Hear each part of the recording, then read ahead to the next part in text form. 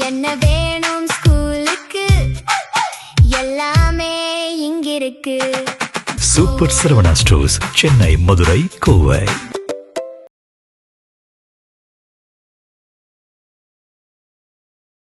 இன்னைக்கு இளைய திமுகவில் இருக்கக்கூடிய உதயநிதி, அதே போன்று திரு ஜோசப் விஜய், அதே போன்று தான் அதை விட கொஞ்சம் இளையவர் தான், 7-8 வயசு. இப்போ நாமளும் நின்னா நமக்கு ஒரு நல்ல ஃபியூச்சர், ஒரு மாநில கட்சி நம்ம ஆரம்பிப்போம் அப்படிங்கிற மாதிரி அவர் இப்போ ஆரம்பிக்கிறதுக்கு தான் வெளியே போறதாக முடிவெடுக்கப்பட்ட நிலை இது. அது டெல்லியில ஆர்எஸ்எஸ் அப்படித்தான். இப்போ கடைசியா அவர் வெளியேற போறார்னு தெரிஞ்சவொன்னா அவருக்கு 2 ஆஃபர் வழங்கப்பட்டதாக நேற்று நள்ளிரவு நமக்கு செய்தி கிடைக்குது. இன்று காலையும் அது உறுதி செய்யப்பட்டது.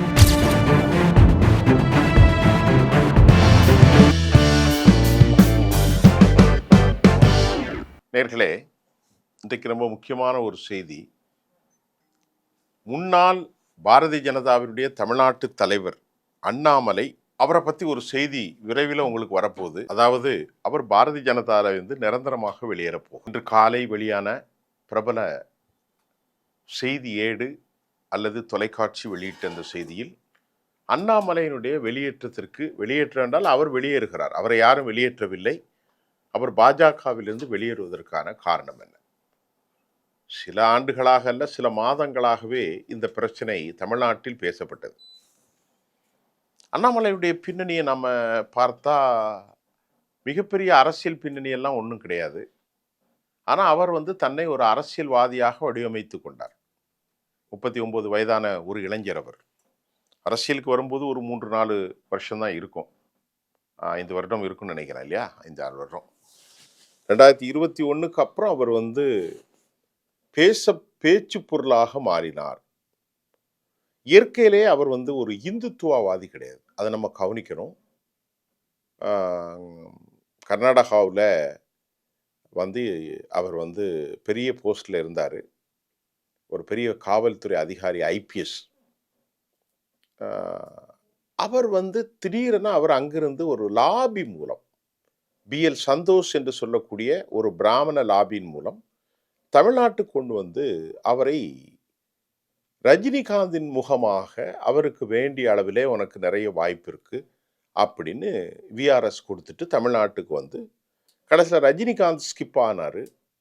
குருமூர்த்தி ரஜினிகாந்தை கொண்டு வருவேன்னு மேலே சொல்லி அவர் ஐயோ எனக்கு உடல்நல சரியில்லைன்னு தப்பி போய் இவர் கடைசியில் சிக்கப்பட்டு கொண்டார். இதில் பாரதிய ஜனதாவில் கடைசியில் அவர் கட்சியினுடைய தலைவராக, தமிழ்நாட்டு தலைவராக அவரை நியமித்து ஒரு பெரிய அளவில் பேச்சு பொருளாக இருந்தது. அப்போது விஜயெல்லாம் இல்லை, இருந்தார், இடம் இல்லை.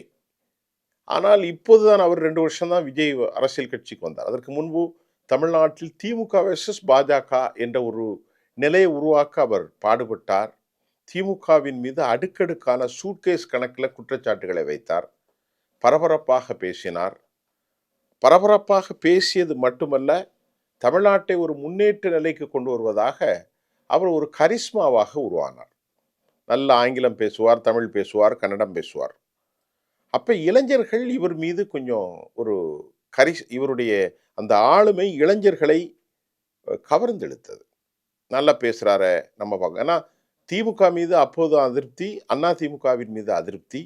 அதனால ஹிந்துத்துவா என்ற ஒரு செயல்பாடு இல்லாமல் இவர் மீது ஒரு இளைஞர்களுக்கு வேலைவாய்ப்பு குறித்து பேசுகிறார், நீதி குறித்து பேசுகிறார், நேர்மை குறித்து பேசுகிறார். அதனால் இவருக்கு மேலே ஒரு பின்னாடி ஒரு குரூப் வந்ததாக சொல்லப்பட்டது. இதற்கிடையில் 2024 இவர் மீது 2 குறை உண்டு. எடப்பாடி பழனிசாமி இவர் கொங்கு சமூகத்தை சார்ந்தவர். கொங்கு சமூகம் என்று சொன்னால் கவுண்டர், வெள்ளாள கவுண்டர். இவர் இல்லாள கவுண்டர், செங்கோட்டையன் வெள்ளாள கவுண்டர். பழனிசாமி இவர் பழனிசாமியை ரொம்ப மோசமாக விமர்சனம் செய்தனால அவர் இருந்தால் நான் இருக்க மாட்டேன் அப்படின்னார். ஏன்னா அங்கே பெரிய கவுண்டர் சின்ன கவுண்டருங்கிற மாதிரி ஒரு சின்ன பிரச்சனையில் போச்சு. அவர் கரூரில் நின்றார், பள்ளப்பட்டி இஸ்லாமிய ஊர்களெல்லாம் போய் பிரச்சாரம் செய்தார். பெரிய அளவில் அவர் வெறுப்பு ஹிந்து அரசியலை பேசலை. ஆனால் அந்த முறையில் அவர் இருந்ததால் 24 இதில் தனித்து விடப்பட்டார். அப்போ அன்னைக்கு அந்த கூட்டணி கட்சிகள் ரெண்டும் சேர்ந்து தான் நமக்கு ஒரு 10-80 எம்பிக்கள் வந்திருப்பார்கள். இதை கெடுத்தது அண்ணாமலை தான். அண்ணாமலை போக்கு சரியில்லை அப்படின்னு தமிழ்நாட்டில் உள்ள மூத்த கட்சி தலைவர்கள், உங்களுக்கு யாருன்னு சொன்னா புரியும். மிக முக்கியமாக இவரால் கட்டங்கட்டப்பட்ட செக்ஸுவல் ஸ்கேண்டல்ல இவரை சிக்க வைக்கப்பட்டதாக சொல்லப்படுகிற கேடி ராகவன், தமிழிசை சவுந்தரராஜன், அதை போன்று வானதி சீனிவாசன் கூட இவருக்கு இப்படி, எல் முருகன், நயினார் நாகேந்திரன், துக்ளக்கு குருமூர்த்தி, அப்போ வட இந்திய பாலிடிக்ஸில் தொடர்ந்து 3 முறை நிதி அமைச்சராக இருக்கக்கூடிய நிர்மலா, இவர்களுக்கெல்லாம் இவரை பிடிக்காது. இவர் ஒரு தன்னதிகார எழுச்சியான ஒரு தலைவனாக இருக்கணும் அப்படின்னு பார்த்தா அது பாஜகவில் நடைபெறாது. அப்படி ஒரு சூழ்நிலை திருநெல்வேலியில் இவருக்கு ஆதரவாக ஒரு என்ன சொல்கிறது, இளைஞர் நற்பணி மன்றம் அப்படின்லாம் ஆரம்பித்தாங்க. இவர் இதெல்லாம் பாஜகவுக்கு உளவு அமைப்பு, இன்டெலிஜென்ஸ், இந்த மாதிரி பாஜகவில் யாருமே தனித்துவாக நிற்க முடியாது. பாஜகவுடைய சித்தாந்தத்தை ஏற்றுக்கொள்ள வேண்டும். அதை விட்டு போட்டு அண்ணாமலை நற்பணி மன்றம், அண்ணாமலைக்கு போர்வாள்கள், அவருக்கு தனியாக வார் ரூம் வைத்து கொண்டு அவரே லாபி பண்ணுவதெல்லாம் டெல்லி ரிப்போர்ட்டில் ரொம்ப பிரச்சனை ஏற்பட்டுச்சு. இவங்களை கூப்பிட்டாங்க, பேசினாங்க. சில ஆண்டுகளாக டெல்லியில் நடந்த, ஒரு வருஷத்துக்கு முன்னாடி நடந்த ஸ்பெஷல் கூட்டத்துக்கு அழைத்தார்கள். தமிழ்நாட்டுடைய தலைவர்கள் எல்லாரும் போயிருந்தாங்க. தமிழிசை சவுந்தரராஜன், வானதி, எல் முருகன், பொன் ராதாகிருஷ்ணன் எல்லாரும். இவர் மட்டும் ஆப்சென்ட். இது ஒரு பாயிண்ட் நம்பர் 1. அப்பவுமே இவருக்கு பிரச்சனை தான். 2வது பிரச்சனை என்னவென்று சொன்னால், சிபி ராதாகிருஷ்ணன் பதவி விழாவுக்கும் போகலை. 3வது ஈசியாவில் நடந்த கூட்டத்தில் இவர் போக மறுத்து கடைசியில் சந்தோஷ் வந்திருந்தார். எங்கே, கர்நாடகாவில். இவரை அழைத்து போய் மதியானத்துக்கு பின்பு அந்த கூட்டத்தில் கலந்து கொண்டார். நம்ம ஏற்கனவே சொல்லியிருக்கோம். தற்போது அவர் அண்ணாமலை பிரச்சாரத்திற்கு மட்டும் சென்றாரே அல்லாமல் ஒரு 6-7 குழுக்குடைய பொறுப்பாளராக அவர் நடந்து கொள்ளவில்லை. இந்த நிலையில் அண்ணாமலை தற்போது காரியதர்சிகள் கூட்டத்தில் கலந்து கொள்ளாமல் கொரியாவுக்கு புறப்பட்டு சென்றார் என்ற தகவலை நாம் ஒரு சில நாட்களுக்கு முன்பு தெரிவித்திருந்தோம். தற்போது தமிழ்நாட்டில் பிரபலமாக பேசப்படுகிற புதிய தலைமுறை இன்று காலை அவர் வெளியேறுவதற்கான வாய்ப்புகளை பட்டியலிட்டு அவர் வெளியேறுகிறார் என்ற செய்தி வந்திருக்கிறது.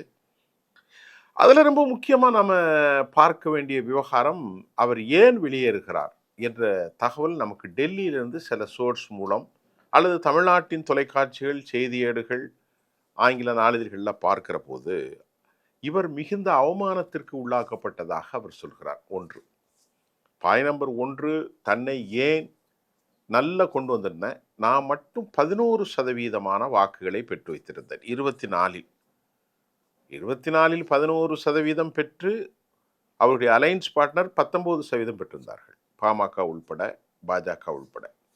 ஆனால் இவர் பாஜக 11% பெற்றதை இந்த 26 சட்டமன்ற தேர்தலில் மிகப்பெரிய சுனாமி அலையின் மூலமாக அது 3%க்குள் கட்டுப்பாட்டுக்குள் வந்துவிட்டது.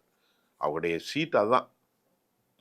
ஆனால் இந்த 11%ங்கிறது தவறான கணக்கு, 19%ங்கிறது தவறான கணக்கு. ஏன்னா அது நாடாளுமன்றத்திற்கு மோடி வெர்சஸ் ராகுல். அப்படி பார்க்குற போது அதிமுகவிலேருந்து நிறைய பேர் மோடிக்கு ஓட்டு போட்டாங்க.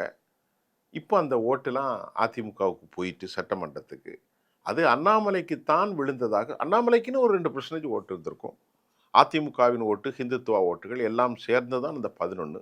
சட்டமன்றம் வரும்போது அது உண்மை இல்லை. அது நாடாளுமன்றத்தில் 2 போட்டி தான், திமுக, காங்கிரஸ், ராகுல் காந்தி. இங்கே எடப்பாடி பழனிசாமி இல்லாமல் தனிச்சு நின்றாங்க. அதனால் எடப்பாடிக்கெலாம் ஒன்றும் பெருசாக பிரைம் மினிஸ்டர் வாய்ப்பு இல்லைனால எல்லாருமே இங்கே போட்டாங்க. டிஎம்கே பிடிக்காதவங்க போட்டாங்க. அதில் நாம் தமிழர் கட்சியில் தவிர மற்ற கட்சிகளில் உள்ளவங்க எல்லாரும் திமுக யாருக்கெல்லாம் பிடிக்காத அவங்க மோடிக்கு போட்டாங்க. நல்லா கவனித்துக் கொள்ளுங்க. காங்கிரஸ் பிடிக்காதவங்க மோடிக்கு போட்டாங்க, ஏடிஎம்கே போடுறவங்க மோடிக்கு போட்டாங்க, பாஜகக்காரங்க மோடிக்கு போட்டாங்க. இவருக்கு ஒரு 1.5%, 2% போட்டிருப்பாங்க. அதை வைத்துக்கொண்டு இவர் மக்கள் கவர்ச்சியாக இருக்கிறார் என்று சொன்னாலும் அதில் உண்மை உண்டு. ஏன்னா கொஞ்சம் வைப்ரண்ட்டாக செயல்படக்கூடிய ஒரு இளைஞர், நல்ல பேசக்கூடியவர்.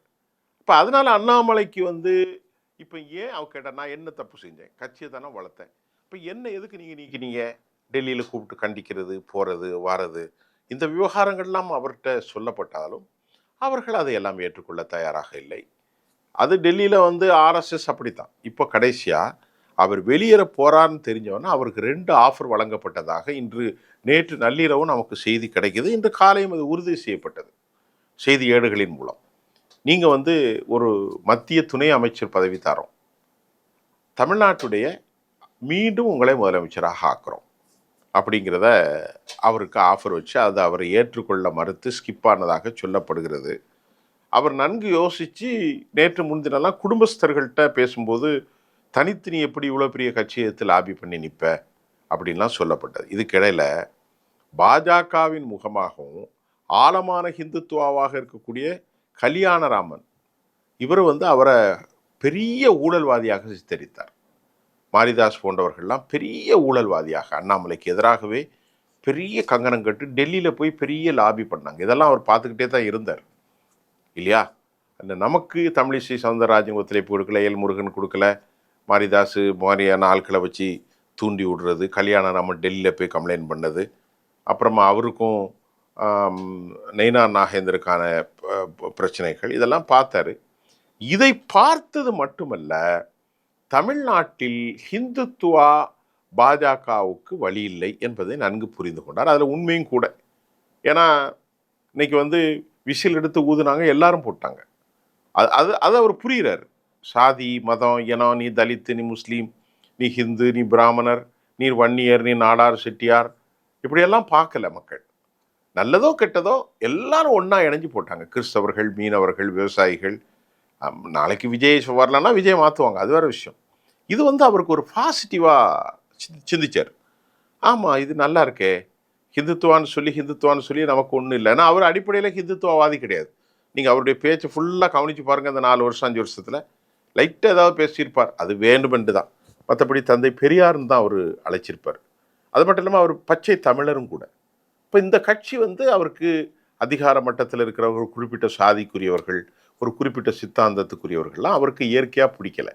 பொதுவாக இப்போ நீங்களோ நானோ ஒரு கட்சியில் சேரனா நமக்கு இயற்கையான ஒரு இன்டியூஸ்ட் உள்ளுணர்வின் அடிப்படையில் நமக்கு பிடிக்கக்கூடிய ஐடியாவில் நம்ம சேருவோம். இப்போ அவருடைய அந்த மாதிரி ஒரு சித்தாந்தம் இந்த பிராமணிக்கல் ஃபோர்ட்ஸாக இருக்கக்கூடிய அடிப்படை சனாதனம், ஹிந்துத்துவா அப்படியெல்லாம் அவருக்கு அதை ஒத்து வரலை.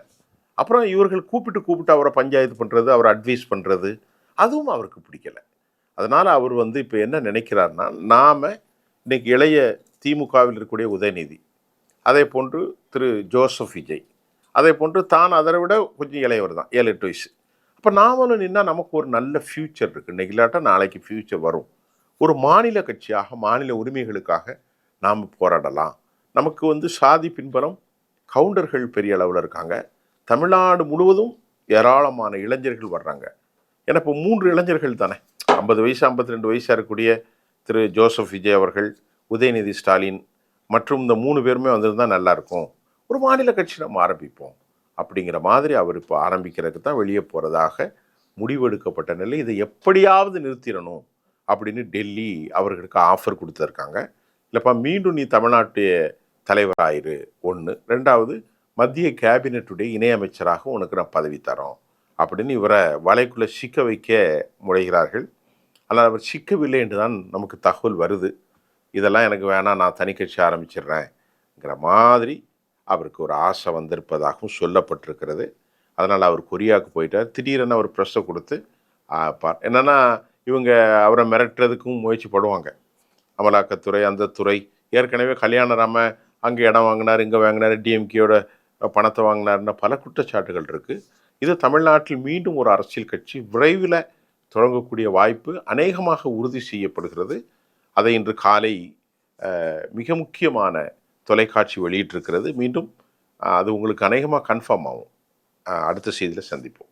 என்ன வேணும் ஸ்கூலுக்கு, எல்லாமே இங்கிருக்கு. Super Saravana stores, Chennai, Madurai, Kovai.